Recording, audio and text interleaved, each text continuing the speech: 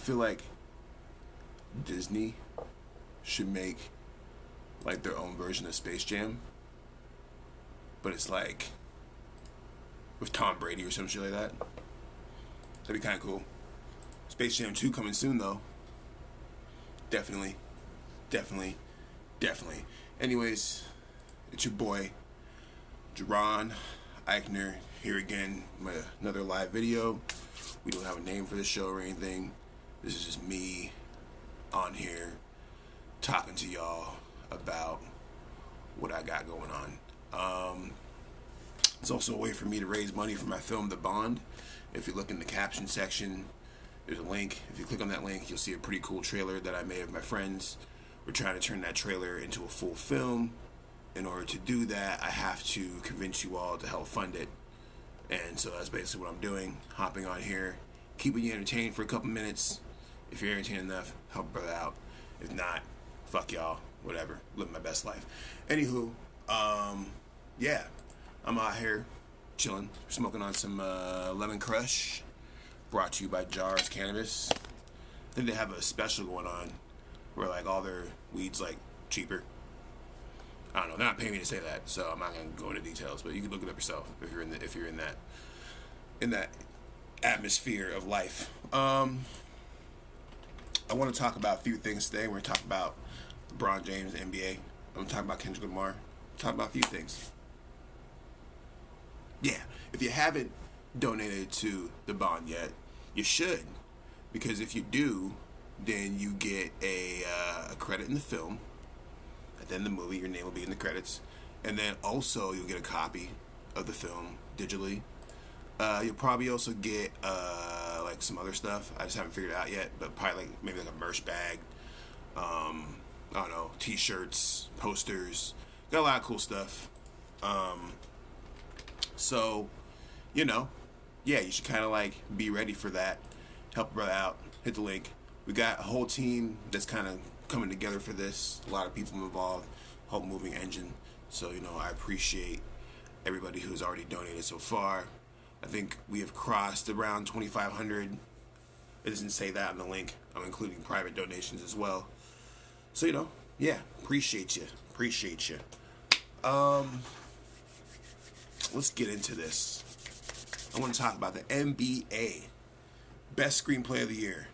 I've always said that the NBA, at least probably, I mean, it probably always has been, I guess, but I've always felt like the NBA has always tried to adhere to a script ever since LeBron James came into the game.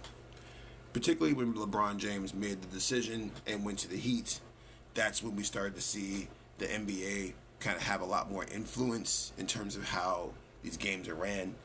And this is all speculation, of course. I don't have any evidence or proof to say that this is the case. But usually you can predict who's going to win the championship based off the most dramatic narrative that is prepared that year. I can think about when the Cavs beat the Warriors, you know, came back 3-1, one of the most epic things in sports history. That's a prime example. And I think it happens in all sports, really. If you look at least the major sports, baseball, football, and NBA, where there is an incentive for the company to have certain teams and certain players do certain things. And I think that the NBA is the most egregious when it comes to mostly perpetuating LeBron James's narrative, his story, etc., so forth. And them winning this year is basically that narrative you see in real time. And for me, it's like, okay, well, let's really, really break this year down, right? You had the death of Kobe, rest in peace, right? LeBron James, super sad. The Lakers in shambles. Basketball in shambles. This is pre-corona, right?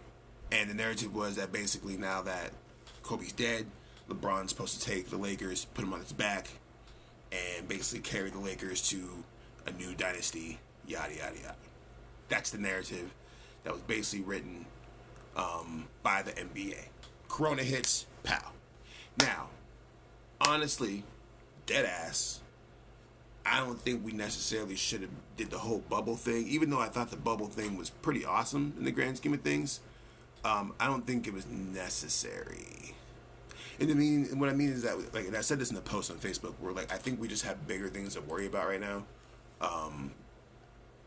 And watching these dudes play, pick up basketball in a bubble with virtual faces, it's just weird.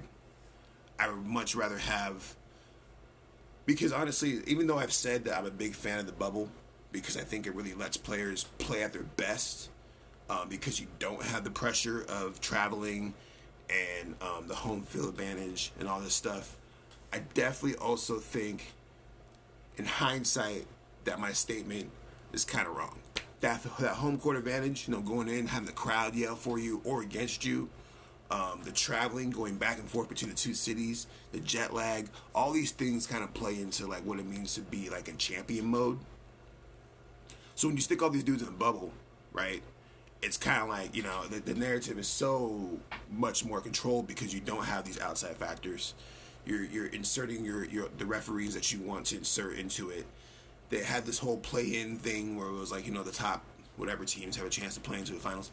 And honestly, it was like, I just don't think it was necessary. They should have just, and I get it though, because the players need to stay in shape. You got money to make. I get it all. But what people are saying now is that the season doesn't count. That the season is meh. Or that's some people, shout out to Mike Terrell, is this the Mickey Mouse ring that he won, you know what I'm saying? It's like an asterisk mark, right, on this season. Still beautiful story, right? Like, the Lakers, through the death of Kobe and through pandemics and through all the hate they've been getting, they still managed to win a championship. So that's cool. But at the end of the day, you have to be very, very mindful of these things. I'm not saying 100% that all these major sports are like scripted, but at the same time, you look at something like wrestling, right? Like WWE, where you have all these different characters, and they're actually throwing people around. They're actually slapping each other in the chest and kicking each other in the face and stuff. That's real, right? At least to a degree. Obviously, there's training involved to make sure they don't get hurt. And I'm saying they're pulling punches, but they're making contact, right? It's a dangerous activity they're doing. But before they come out every match, they plan it. And I'm saying there's a script involved. They have writers who come along and they write this narrative for it to work. Now, I'm not saying that professional sports are on that level where they have writers in the room writing the narrative, but they do have a lot of owners and influencers and investors who have a major say in how things should go and how they want them to go in order to make the most money. At the end of the day, this is about making the most money, right? Like maximizing your dollar as a business. And if, Jimmy Butler and the Heat won the finals, that would not make as much money as LeBron James and the Lakers winning the finals. That's just math. I love Jimmy Butler. I think the Heat's dope. But if they won the championship, people be like, Laker fans would be like, Kobe fans be like, NBA had the lowest ratings this year. The guy let the Lakers win. Now you're going to lose people who are already on the fence about all the crap that NBA has been going through. And it gets deep. LeBron James moved to LA so he could go and start making movies. Space Jam 2 coming soon. And this narrative, like I even bet right now, I almost guarantee that Space Jam 2 is going to have a narrative or a plot line involving Kobe's death. Almost guarantee it. Where it's going to be like LeBron James is sad. He's thinking about quitting, right? Because his homie died. His mentor died. Kobe died. What is he going to do? And then boom, Bugs Bunny pulls up with Daffy Duck and they start dunking on aliens. And now he's motivated. I guarantee that's going to be the plot for Space Jam 2. If it's not the plot for Space Jam 2, then they messed up. Because it's like the greatest opportunity to write that story. As a quick rewrite, you know what I'm saying? This has to come in and shoot a couple scenes. It's not like they have to like change the whole thing. Considering half the movie's animated anyways. But yeah, I guarantee that Space Jam 2 will contain some type of narrative about this dude winning the championship this year in the name of Kobe and yada yada yada, blah blah blah. But with that said, I'm not here to hate on LeBron James. I think the dude's incredible. I think he's an amazing man. I think that his moral code is on point. I think he's one of the athletics, one of the greatest athletes of all time. LeBron James is the man. I'm not here to hate on him. I'm just talking mostly about the structure, the house that he's under, the NBA, that is designed to make money. That's why they're there, man. They don't really care if LeBron James wins 8 championships. They care about if LeBron James loses and wins, so they have up and down narrative and people can stay tuned. Watch for the hook. Speaking of hook, whatever happened to that Roy Joyce Jr. and Mike Tyson fight? I remember seeing, I think Roy Joyce Jr. said he was backing out. Probably because he saw the footage of Mike Tyson's beating the hell out of shit. Mike Tyson, man, that dude is... Dog, like, to this day, I would not fuck with Mike Tyson. Even if he was, like, 85 years old, I don't think I would box Mike Tyson, dog. Like, that dude is a beast. And Roy Joyce Jr., he's a beast, too. He's one of my favorite boxers. But when I heard that they were trying to do that fight, I felt like it was a script. And basically, that's why I brought it up. Because it was like, man, why are these two old dudes fighting? And have you seen Mike Tyson's, like, training footage lately? That dude is still punching things super tough. Oh, the fight's in November? It's still going on? Nah. Let me look this up. I heard that Roy Joyce Jr. backed out because I was like, oh, man. I remember reading the article, reading something. I don't know. This might be some fake news because, you know, I'm on the internet. Oh, no, yeah, you're right. November 28th, still going down. Crazy. Crazy. I'm going to watch that for sure. I don't even watch boxing like that anymore. But did you see that footage of the dude who got kicked in the face in the UFC fight? That shit was crazy. That shit was crazy, though. I'm like, man, these fighters are evolving into fucking Street Fighter, Mortal Kombat dudes. It's nuts.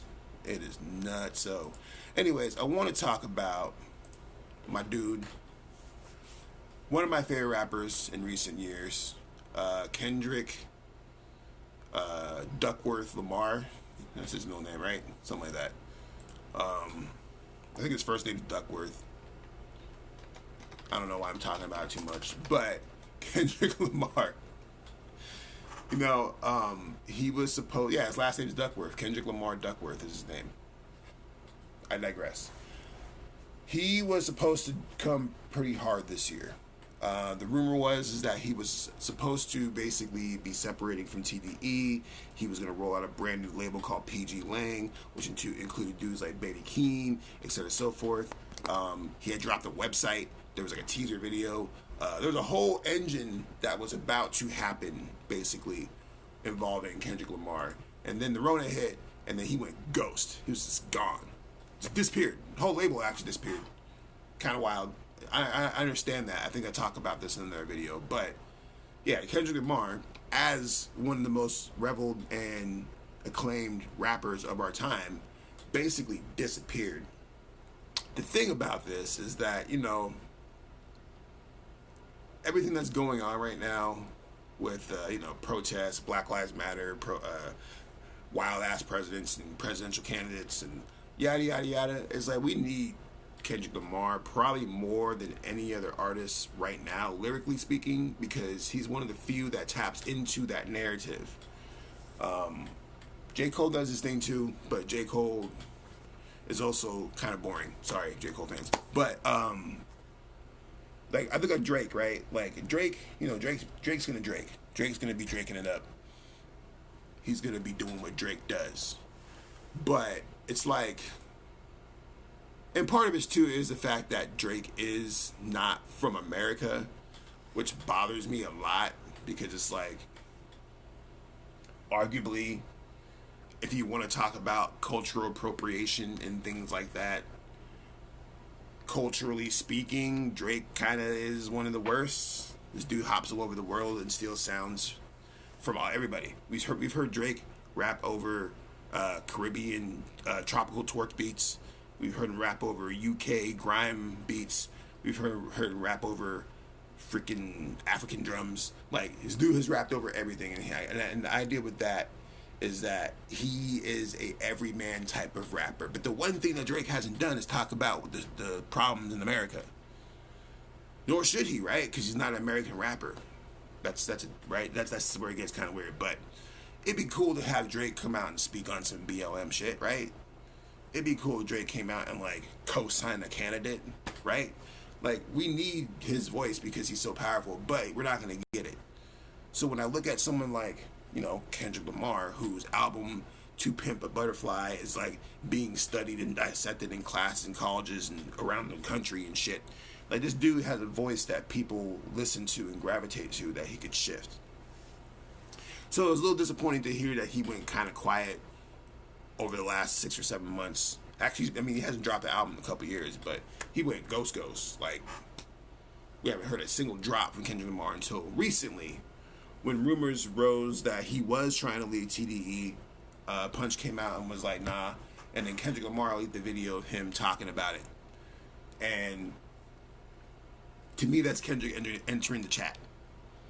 Kendrick Lamar is now floating around in the sphere of possibly maybe giving us some music.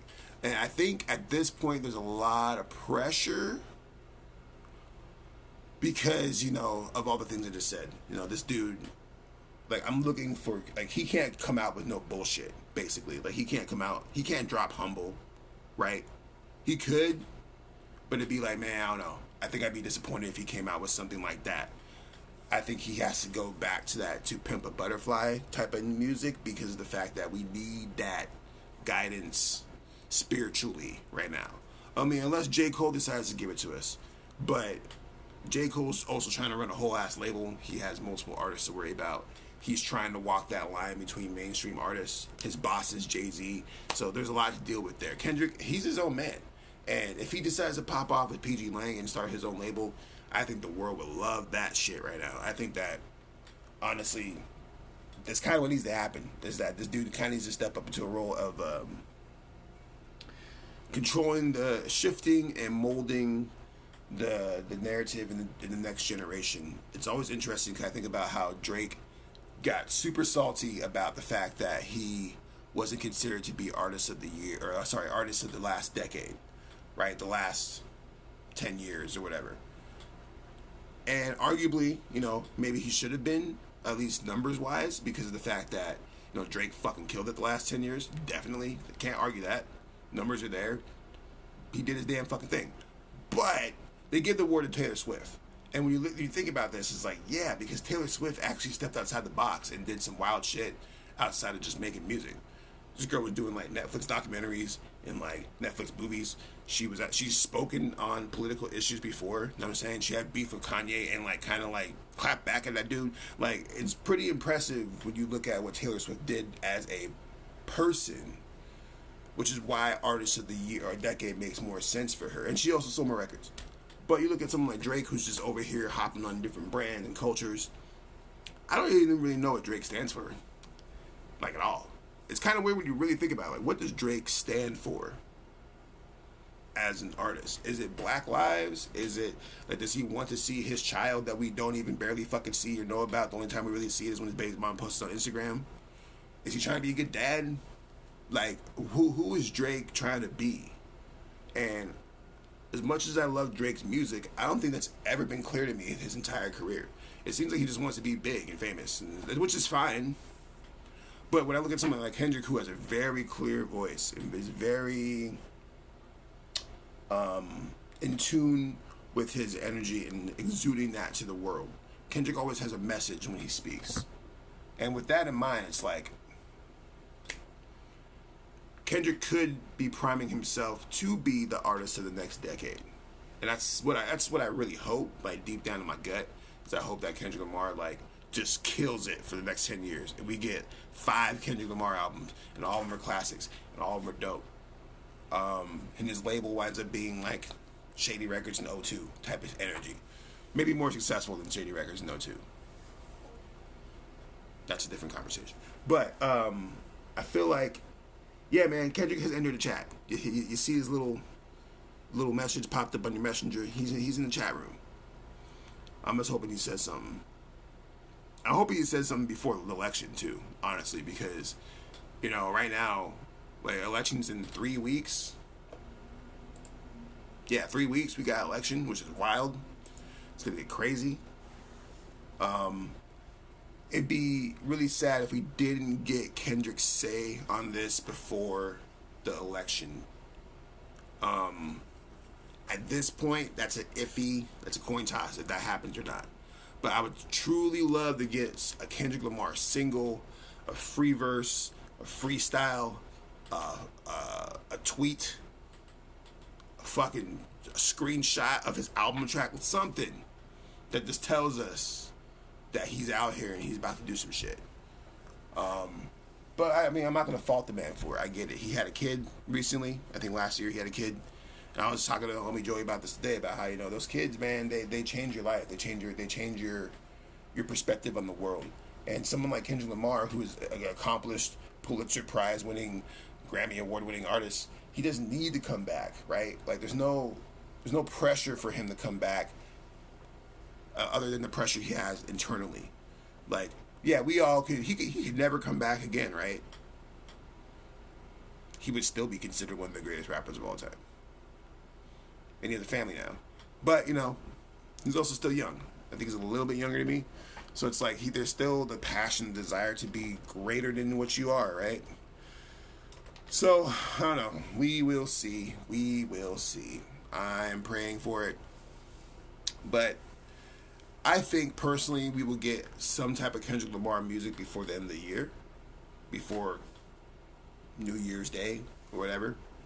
I'm just really, really hoping that we get something like next week type of deal, or like before election. But who knows? Anyways, I am about to go eat some spaghetti cooked by my lovely, lovely girlfriend. I appreciate you guys watching these videos. If you enjoy them and you're like, man, I enjoy these videos, how can I help him be better? Well, one thing that I'm doing right now is I'm working on this film called The Bond. You may have heard about it. You probably haven't because you don't pay attention to my shit. With that said, there's a link in the caption section, wherever it's located on your screen. Someone's below, someone's above. Kind of depends which interface is. If you're using an iPhone or Android or a Windows phone, even though we don't got Windows phone anymore, you might have a bootleg one. I don't know. Unlocked Fire Stick. I don't know what you're doing out there. But if you hit that link, you'll go and there'll be a trailer there. Has some of my friends in there. They're like kicking each other in the face and shit's wild. But they're doing that for you, to entertain y'all. So if you want to see more of the face kicking and punching and throwing, as well as good storytelling and writing and direction, hop on that GoFundMe link, drop a few bucks. We appreciate it. Every dollar counts. It goes towards pizza, swords, guns. I got the second gun in today. Hold up a second.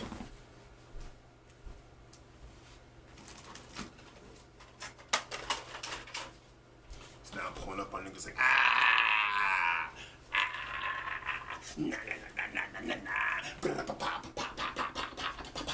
yeah, so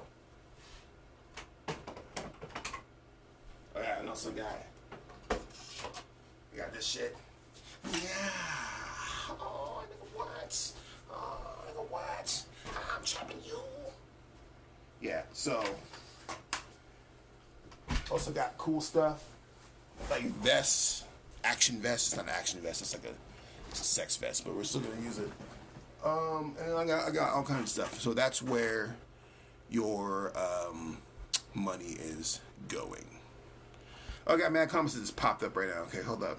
Let's start from the top. Joey says, fuck yeah, I'll live my best life. I am living my best life. Off the top, freestyle. I don't really freestyle anymore, honestly. It's not something I really do. I have a feeling that Facebook is about to kick me off, though. I feel it. Drake wants to make dope, infectious music that moves the people. Drake doesn't need to be Kendrick. Kendrick is Kendrick. No, I get that. No, I get that. The issue is that I don't like that. I get it. I just don't like it. I don't fuck with that idea, because it's like, I think if you're doing hip hop music, I think there's even to the smallest degree, I think there's a bit of an obligation to do something socially aware and something that leaves an impact outside of just getting popping. Even to the smallest degree. And it's like, I don't listen to everything Drake says, but I don't think Drake has ever said anything that's like, oh, dang, you just mentioned Trayvon, right? things like that. Like, and honestly, he doesn't have to. You know what I'm saying? Like, but I don't know. It just makes me feel some type of way. I still enjoy his music. I still enjoy him as an artist. I'm not over here like, brah. But yeah, at the same time, I'm like, brah. It's the duality in me. I'm a Gemini. Anyways, I'm gonna go eat this spaghetti. I appreciate y'all. Drop a link of the film. One love. Pew, pew, pew, pew. I'm not really trying to get a snowblower. That was a joke. I don't need a snowblower or a leaf blower. But I appreciate you, Chandra. You've been a big part of this so far. I appreciate you. It was a joke. I want to get pizza and like tacos for my family when they eat in the movie and shit. So that's what I'm thinking about right now. That's kind of like the money is going. Like I need the money right now. Right now, the big issues that I need this money for. I want to get insurance. I want to get that taken care of because motherfuckers are out here kicking and punching people in the face. So I want to make sure that's covered. I want to secure an extra day over at Penn and Tiger because I think we're going to need 2 days. So that's going to be a whole bunch more money to do that.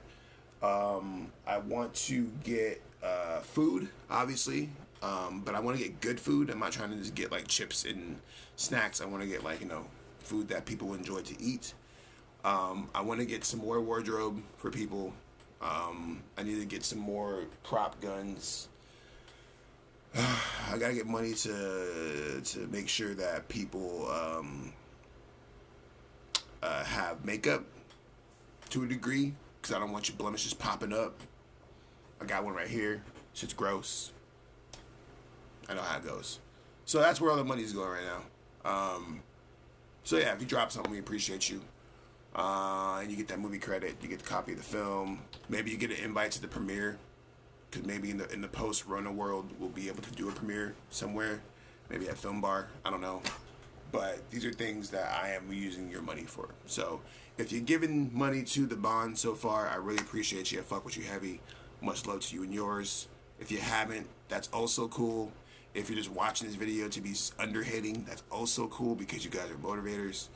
If you're just watching this because you think I'm sexy, that's cool, but I have a girlfriend, so maybe you just, you know. I've been working on my actor squint, as you can see right here. This is the actor squint. All top tier actors, they squint in their videos and their photos because it makes them more dramatic and smoldering. So I've been working on it. Even though I'm not even acting in this film like that, still gotta practice. Anywho, I'm gonna get the fuck out of here. I love you all. See you later. I'll probably be tomorrow night. Mwah.